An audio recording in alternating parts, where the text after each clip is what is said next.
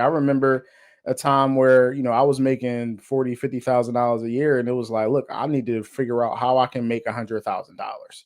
That was the goal, right?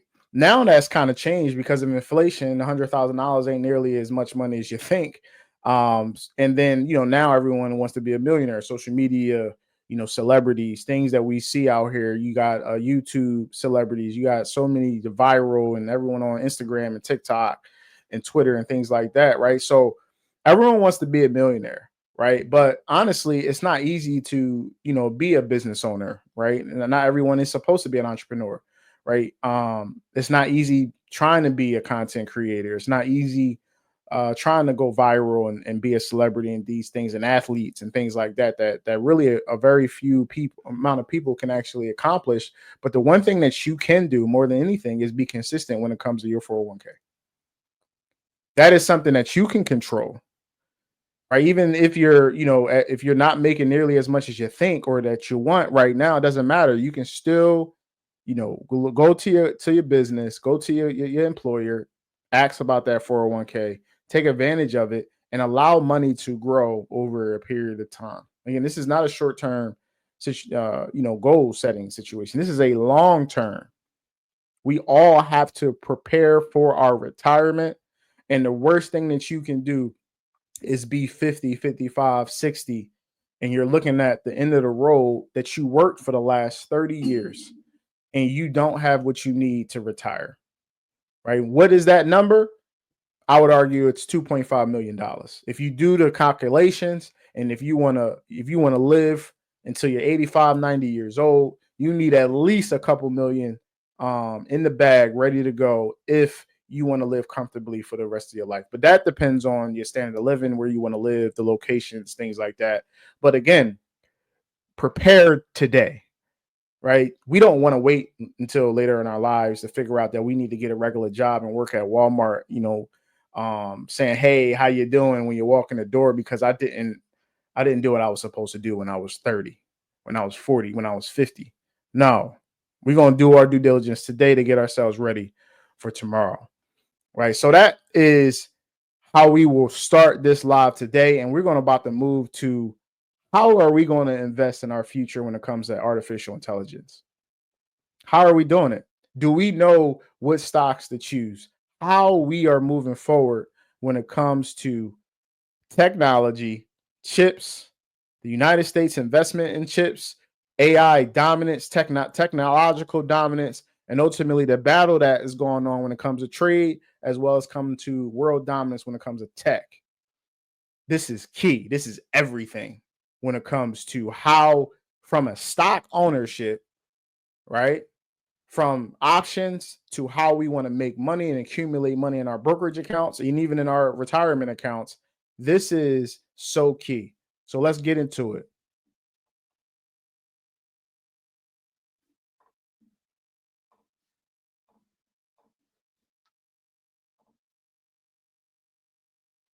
Now, manufacturing chips on U.S. soil is a growing priority amid mounting geopolitical tensions between China and Taiwan. The CHIPS Act set aside more than $52 billion for reshoring production. These actually have billions and many billions. Let's stop for a second. And we're going to start this over. We need to understand what she just said. She mentioned Taiwan. She mentioned China. Right? We left out the United States, though. What's important right now is understand macroeconomics and world dominance when it comes to technology. And as we continue, it's so important for us to understand the detailed dynamics, because then it helps us understand how we need to invest in our future. It also then prepares us for what might happen and what might come in the near future when it comes to the United States, China, and Taiwan. Now, manufacturing chips on U.S. soil is a growing priority amid mounting geopolitical tensions between China and Taiwan. The CHIPS Act set aside more than $52 billion for reshoring production.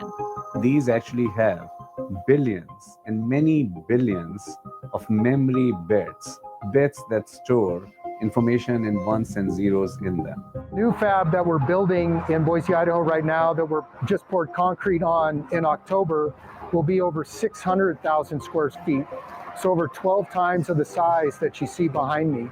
ARM is the most pervasive CPU or brain in the history of modern electronics. I mean, Texas is spacious, it's huge, and then it has great support for ease of business. Because we have ports, because we have access to materials, because of our low cost of doing business, we're best situated to lead this next generation of chip manufacturing.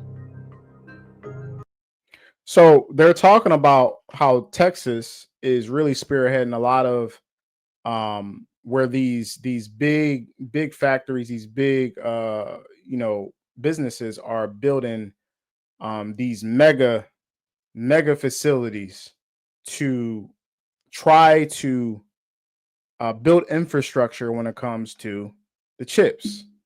And chips play a part in technology, right? Everything from your phone to your laptop to your computer, I mean, cars, everything has a chip in it, which is then, providing memory, productivity, energy, efficiency, speed, everything to your devices. So it's important that we understand the United States is trying to be the dominant country when it comes to chips, which then leads to technology and ultimately dominance when it comes to everything that we're doing moving forward in the 20s, late 20s to the 30s to moving forward in the 21st century.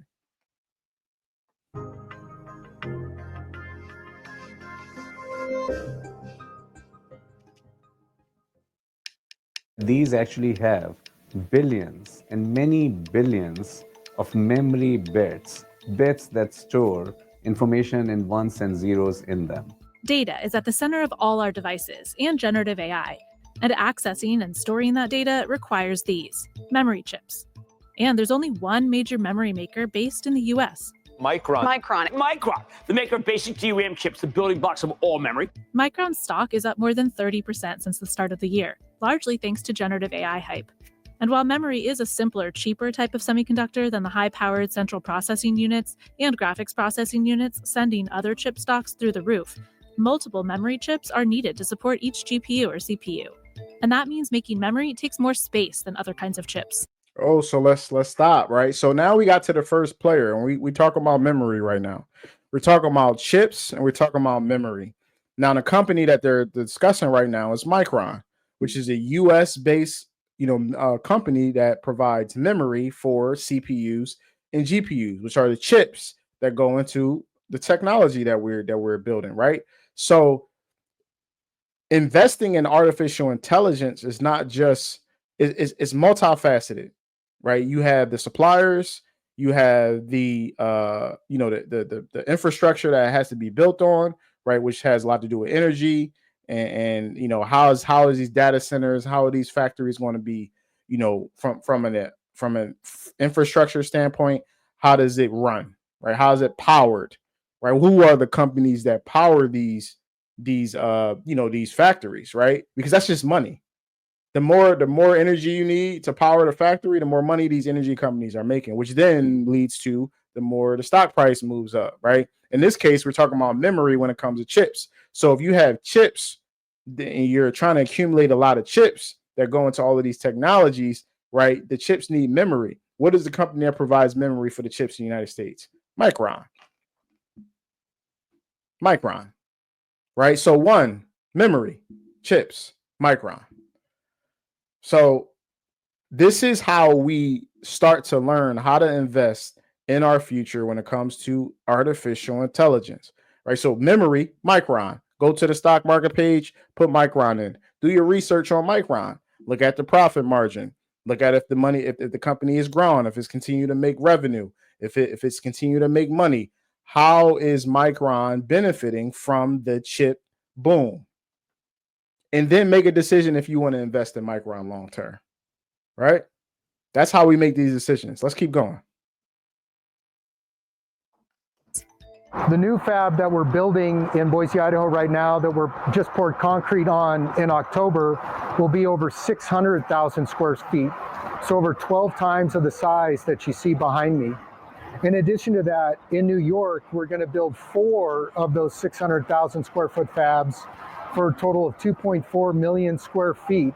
At $100 billion over 20 years, Micron's investment in 4 chip fabrication plants, or fabs, in upstate New York is slated to be the biggest U.S. chip project in history. It's a commitment Micron made with some big help from New York and a bid for National CHIPS Act funding. We have to make it worth their while. It's still a competitive environment. We're competing with the rest of the globe. But being the only U.S. memory maker also comes with risk. Micron is the latest target of China's bans on U.S. chips, as the two countries vie for technological dominance. Micron has absolutely become a pawn in what I consider this 15-year war between China and the U.S. CNBC went to Micron's giant fab in Boise, Idaho, to see the start of its major expansion into advanced memory manufacturing on U.S. soil, and ask how it'll pull off massive growth amid a market oversupply and geopolitical turmoil that's casting doubt on the quarter of its revenue that comes from China.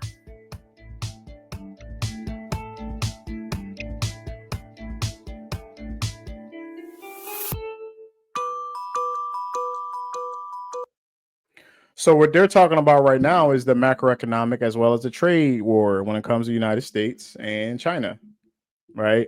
So China is banning American companies, right, to provide, the memory in this case when it comes to chips over in China. We know that China and United States have tensions when it comes to a lot of things, right? So we know, if Trump is going to put tariffs on China, China's going to respond and say, okay, well, then your U.S. companies can't do business in China. How does that impact the United States? It's because, we basically do business at least a 60 to 70% rate with China. That's how we make money, right? We used to manufacture things within the United States, but that's no longer the case. We outsource, we export everything, and we import everything from other countries into the United States. So how does this impact Micron? As long as you have geopolitical China bans within the company of Micron when it comes to doing business in China, then that hurts the business. That limits the revenue that they can make, which ultimately then impacts the stock price, which is why it's important, again, for you to just know all of these details so that you can make, decisions for your future. Now, do I think that Micron, as they said, they're investing $100 billion in these fabs up in New York City, are going to ultimately lead to positivity as well as their partnerships with NVIDIA over the long term? Absolutely. But if I didn't know about the geopolitical risk when it comes to China, then I'm making a ignorant, because I don't know, and risky investment into a business that I don't know all of the details, right? So it's important that we know everything about all of these little, variables that play into these businesses so that we can make the best decisions moving forward.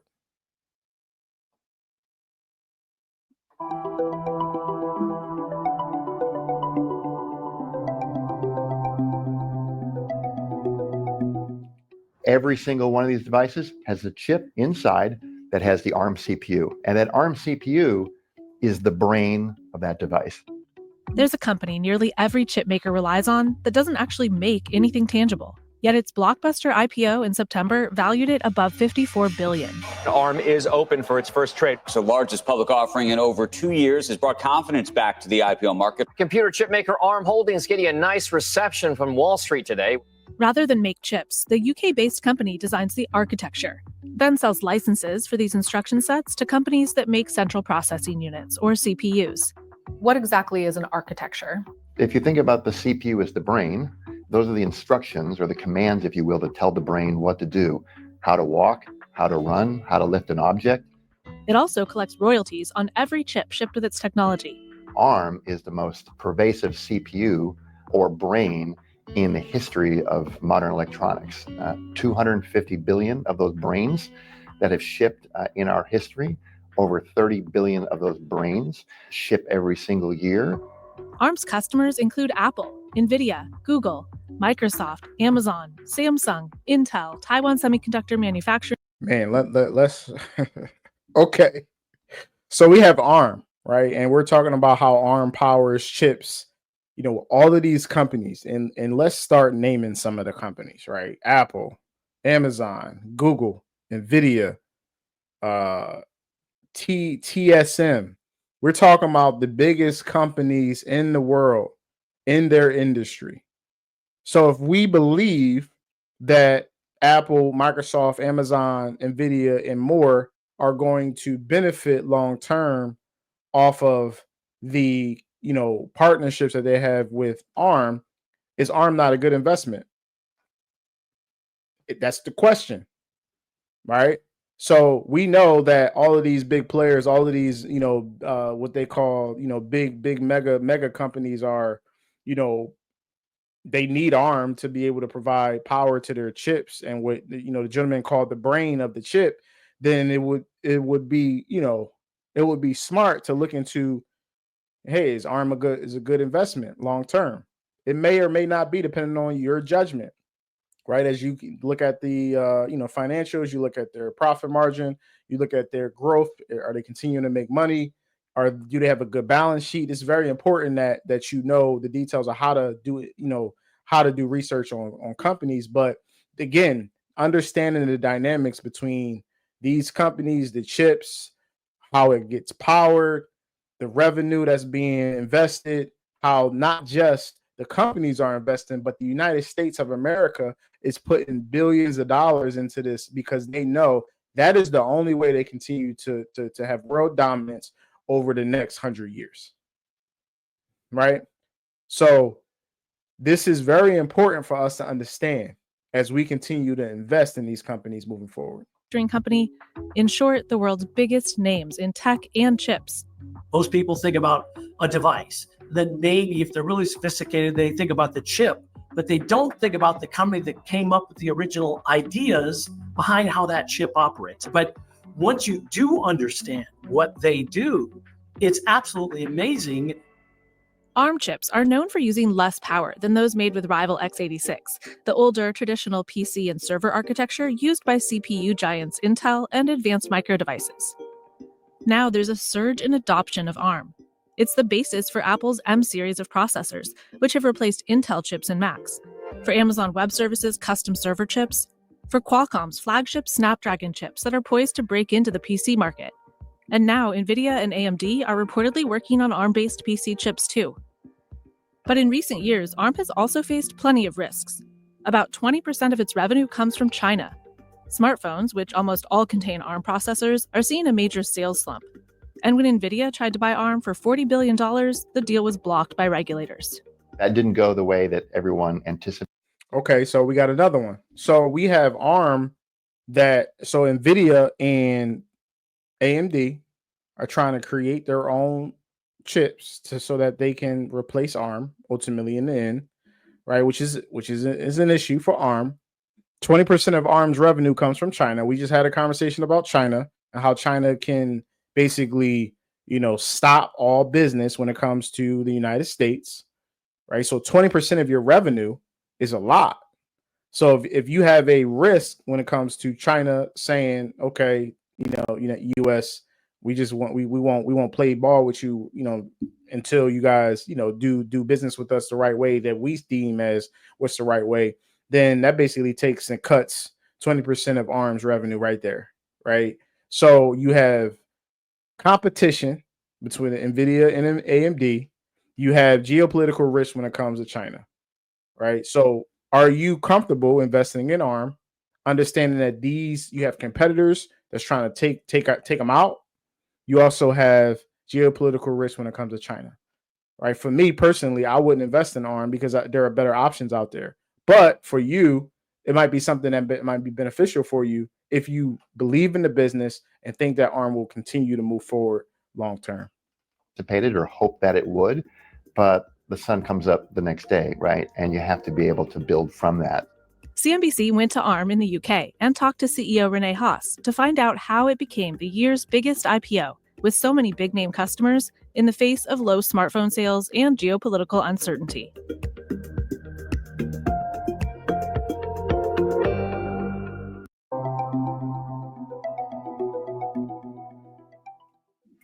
We've got well over 400 acres here. And we are, in fact, in ballroom number 1. There will be 3 other factories, 1 to the north and 2 of them that are to the west of this. There's a boom happening in Texas, and we're not talking about oil. America's second biggest state has become the hub for manufacturing the country's tiniest microchips.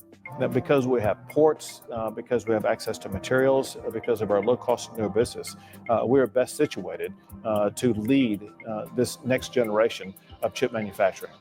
The integrated circuit was invented at Texas Instruments more than 60 years ago. But it's Silicon Valley in California that's long held the title for, well, advancing technology on silicon. But as the cost of making smaller and smaller transistors has skyrocketed, so has the size of the machines and the amount of land needed to do it. I mean, Texas is spacious, it's huge, and then it has great support for ease of business. Now, manufacturing chips on U.S. soil is a growing priority amid mounting geopolitical tensions between China and Taiwan. The CHIPS Act set aside more than $52 billion for reshoring production. Samsung, Texas Instruments, Infineon, Global Wafers, NXP, Applied Materials, all these chip giants have ramped up operations in the Lone Star State. Apple and Amazon chose Texas for designing their custom chips too. Tell me why we are wearing these things called bunny suits. These beautiful bunny suits are to keep the product clean. So this is a class 1 clean room. We change out all of the air every 8 seconds. So if you ever see an eyelash on a chip, it looks like a space monster. We got a rare look inside the clean rooms of 3 huge chip fabrication plants, or fabs, around Texas, and took a tour of 2 more being built for a total of $47 billion in new. All right, so what's important right now is the understanding that we have to do research, we have to read, we have to do the things we can do to learn about this technology, chips, semiconductors, and ultimately how artificial intelligence, we can invest in artificial intelligence so that we can make money long term, right? You might not necessarily have the expertise, the knowledge to understand every little detail, right? You might not necessarily know everything about, some of these chips and things like that, but reading is so key.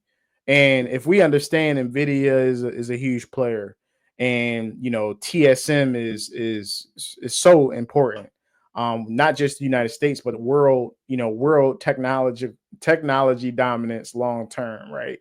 TSM is everything.